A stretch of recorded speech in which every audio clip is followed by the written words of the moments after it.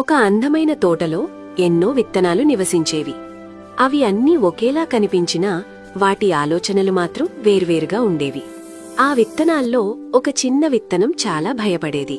నేను నేలలోకి వెళ్తే నన్నెవరూ చూడరు, చీకట్లో ఒంటరిగా ఉండాలి, బహుశా నేను నాశనమైపోతానేమో అని అనుకుంది. మిగతా విత్తనాలు మాత్రం భయపడలేదు. వాటికి నమ్మకముంది.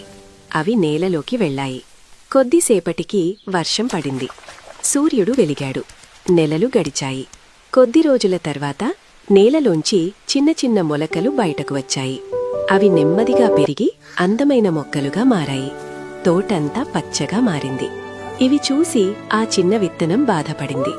నా భయమే నన్ను వెనక్కి లాగింది అని అనుకుంది. చివరికి అది ధైర్యం చేసి నేలలోకి వెళ్ళింది.